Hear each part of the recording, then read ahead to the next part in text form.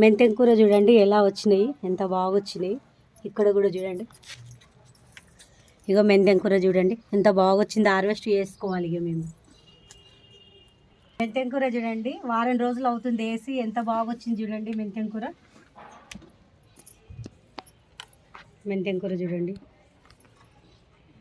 Only నేను ఏమేసానంటే కింద మనం బియ్యం సంచులు ఉంటాయి కదా, అది వేసేసి మట్టి, ఇంకా ఓన్లీ బియ్యం సంచులు వేసేసి కింద, తర్వాత మట్టి కోకోపీట వేసేసి మెంతులు నానబెట్టేసి వేసేసుకున్నాను. ఎంత బాగా వచ్చింది చూడండి మెంతెం కూర.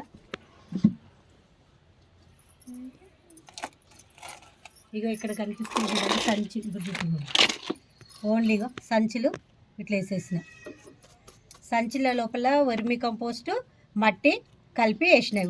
చూడండి వారం రోజులు అవుతుంది, ఎంత బాగా వచ్చింది మెంతెం కూర. ఇందులో కూడా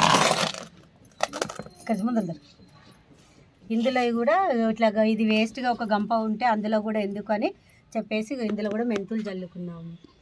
ఇట్లా వాటర్ బాటిల్ ఉంటాయి కదా, కట్ చేసి కూడా మనం మందారం కొమ్మలు ఇట్లా గుచ్చేసినాను చూడండి ఎంత బాగా వచ్చినాయి. మందారం కొమ్మలు ఇట్లా ఇట్లా కుచ్చేసి పెట్టేసిన, వచ్చేసినాయి.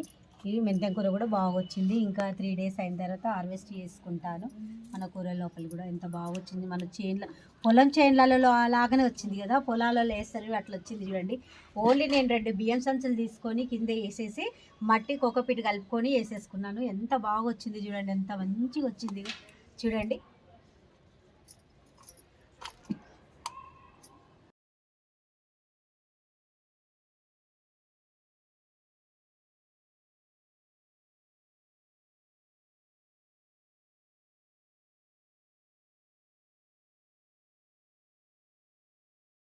నా ఫేవరెట్ యాపిల్ బేర్స్ చూడండి ఎంత పెద్దగా అయినాయో, హార్వెస్ట్ చేయడానికి రెడీ ఉన్నాయి.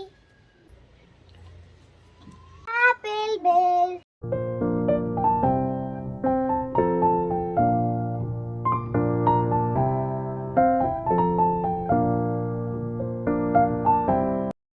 నా ఫేవరెట్ యాపిల్ బేర్ తెంపుకొని తినా. యాపిల్ బేర్ యాపిల్ బేర్ తినా.